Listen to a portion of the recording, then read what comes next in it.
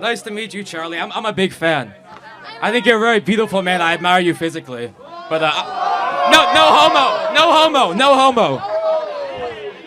I did have a question. Something I don't find very interesting about you, something I find kind of repulsive, is that I believe you said that the Civil Rights Act was bad and that we shouldn't have that. Okay, well... Oh, thank you. I appreciate that. I don't like you as much as Charlie, though. First of all, what's your name? Sorry. I don't want to be, like, filmed and stuff. Too late. I'm anonymous, number one. Anonymous guy. Okay. Well, hello. Nice to meet you, anonymous guy. Thank you. Nice to meet you, too. Yeah, I believe in part of the essence of the Civil Rights Act went way too far, way too wide. Oh, how did it go too far? Well, for example, it created an entire civil rights leviathan that gave us affirmative action. Civil rights leviathan? What do you mean? Yeah, so if you can let me finish three words in. Sorry. It allowed the Department of Justice to go after people that have different skin color, a.k.a. white people, and prevent them from getting jobs in college admissions. You have a job.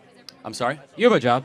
No, you're right, I do. Right, but just until Trump came around, until the Supreme Court decision, thanks to the Civil Rights Act, if you have white skin color, it's much harder to get into a college than if someone has black skin color. Much harder. You have to get higher test scores. It's a much harder pool, largely thanks to the precedent set by the Civil Rights Act. Not to mention all the trans stuff, and they use the Civil Rights Act to justify it. Okay, I think I see where you're coming from. So you think that it's harder for white people because black people they could have lower tech scores again? It's not what I think. It's the fact. That's what you're saying. Okay.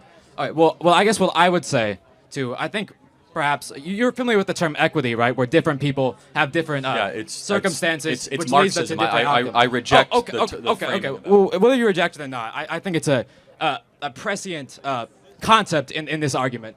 Because what you have to understand is that when for example, you're born in like a black neighborhood, you're born in like O Block or something, like a very, like a. Oh, you don't know what O Block is?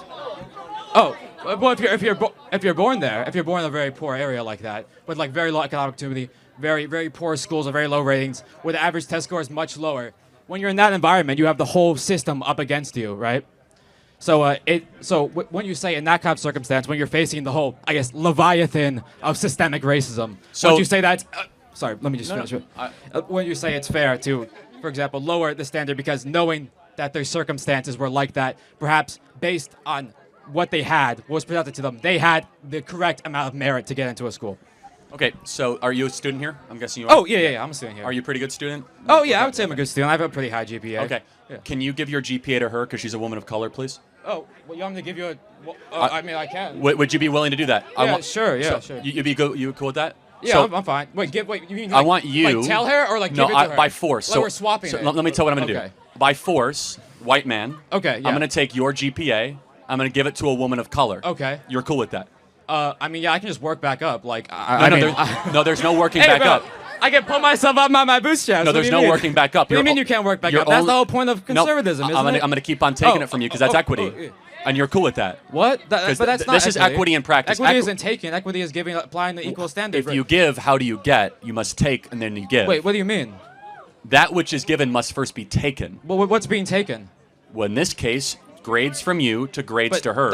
No one's taking my grades, though. That's not what affirmative action is. Hold on a second. No one takes your grades. Hold on a second. If you only have so many, you only have so many positions at University of South Florida to come in, right? There's a set number.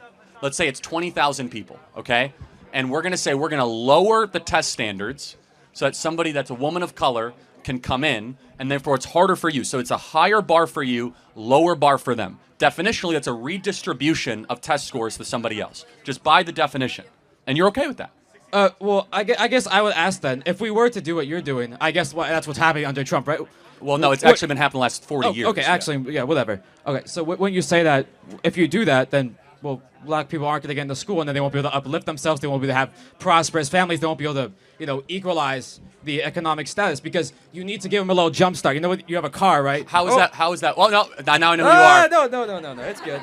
But no, how has that worked the last 40 years? We've had robust affirmative action. No. We've had hiring practices. Has it made black America more successful? I can answer that easily. It's because sorry. It's because sorry. What am I going for? I don't know. You're a funny guy.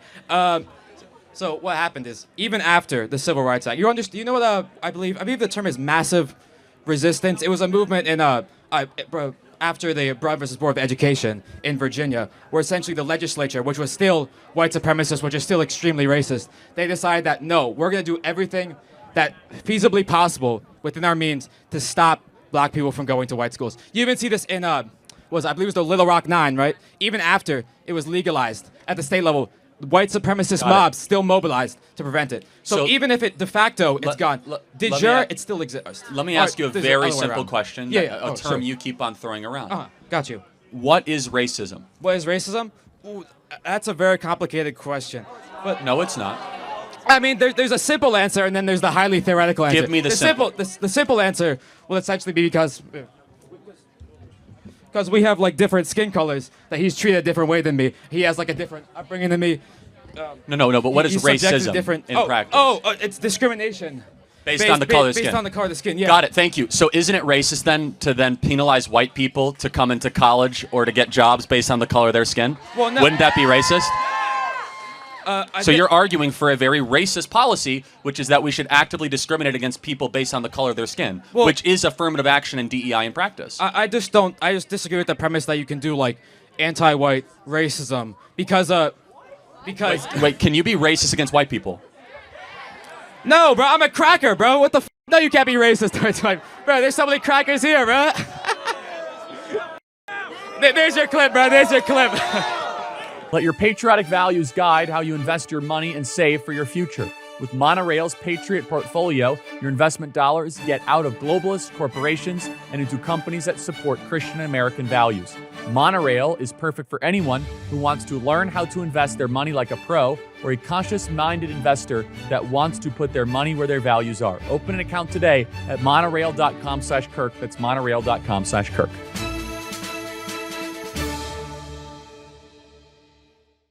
Well, what you're gonna do political violence to me, bro? Like, why are you saying that to me? You're making me scared. Okay. So let me tell you what we believe, because you tell us what you believe. Okay. Your worldview is indistinguishable from the KKK.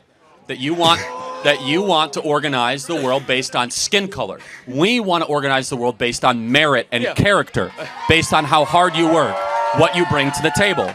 I believe it's destructive and wrong to say that people are going to be organized or have their future set based on the color of their skin. I think it's tribalistic, I think it is divisive, and I think it hurts the excellence of a country. You asked a question, well, how are we going to help other communities? You know how you help other communities? Stop pandering to them and start treating them like individuals made in the image of God, not tribes to be organized for political purposes. Okay, so do you think, like, when Trump is now he's president, now that racism is gone now because Trump is back and we're no longer pandering, right? Do you think that the conditions of black people, do you think O Block is going to become, like, a much nicer place? Do you think that these very downturned sort of black neighborhoods that have been sort of left behind, do you think they're going to become revitalized now? Is that what you think is going to happen? Yeah, they'll do better, for sure. Do you think they're going to do better? Now that we've stopped helping them, they're going to do better. Well, see, that's an interesting thing. Because that seems like contradictory to me, just on basic logic. Well, actually, black Americans under Donald Trump in the first term saw the greatest economic renaissance that they saw since the 1950s. You don't think that's due to Obama, increases, lowest unemployment, revitalization, amazing investment in their communities, opportunity zones. But that's when we had affirmative action, so wouldn't that be bad? Well, again, we actually got rid of affirmative action now. But it's going to do was it better. Now, but I'm talking about before. Those are unrelated things, though, just to be perfectly clear. They don't seem unrelated to me. Well, affirmative action policies addressing racism. They affirmative action is, again... So, I'm sorry, I don't mean to interrupt you. No, you are. That's okay. I'm sorry. Affirmative action is largely federal government hiring practices and the adjacent institutions. I think that all communities will do even better when we stop living under the soft bigotry of low expectations. Inherent in your argument is that we have to pander to certain communities based on the color of their skin because they can't do as well as white people. I reject the premise. I think that we should try to say, I don't care about the color of your skin. I care about what you bring to the table. And stop pandering to people based on special criteria, points, and acceptance to college, saying that we're going to make it easier for one group and harder for another group. I don't think it's pandering, though. I think it's understanding. Okay, but let me... Do you think that... circumstances and working based on that. Do you think that we should have black-only dormitories in America? No, why would I want that? Okay, well, there's hundreds of schools that have those, actually. What do you mean black only? Like, white people are not allowed in at white all. people are not allowed White people, yeah, that's why I said white people are not allowed Correct. We have black-only graduation ceremonies across the country. Well, those are from well, I believe those are most likely like HBCUs, right? No, like the University of Michigan has Michigan one, has an Yale all-black has dormitory? one, Harvard has one. So we're agreeing that is wrong. That is the furthest extension of hyper race obsession. So you could choose one or the other. You can be race obsessed or merit obsessed. We as conservatives decide to be merit obsessed, to build a country based on how hard you work and what you're able to deliver. Okay. Well, so wait here. Just I wasn't. Final point? Oh yeah, final point. Sure. Okay. Here, this thing's a little close. Oh, I'm sorry. I didn't mean to offend your wonderful setup here.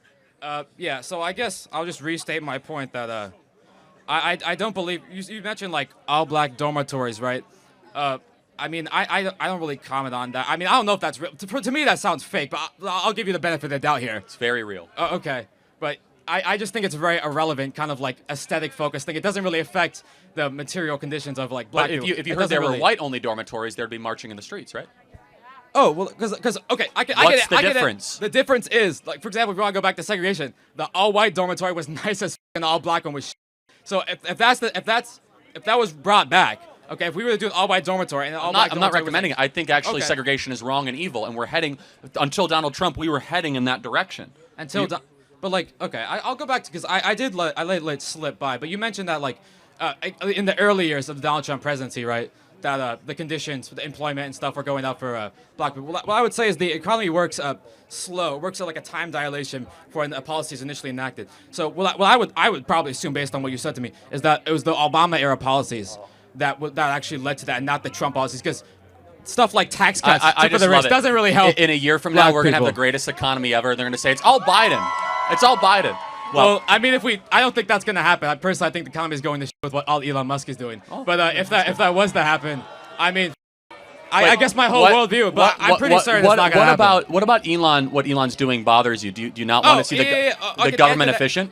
The government is efficient. He's just firing everybody. Looks like he did to Twitter. But y'all see what happened to Twitter? Bro, it's racist as now. It's just a Nazi haven. It went from like a pretty accepting place to like what like where like the average blue checkmark is saying Hail Hitler. Like Elon Musk himself has replied to like, well, he did the Nazi salute. Like we're not gonna forget about that, are we? No, he didn't. What do you mean? Y'all didn't see that clip, bro? Y'all see when he did that? All right. Oh, okay. And by the way, Yeah, I just want to thank you. thank you for something. You're welcome. Well, I want to thank you. Do I get a portion of like the TikTok revenue you're gonna get from this? I want to thank you. you. I want to thank you for something. Oh yeah. You are a perfect reminder I got why my we won Cash in App, November. though. So thank you for that. I really appreciate it. Thank you.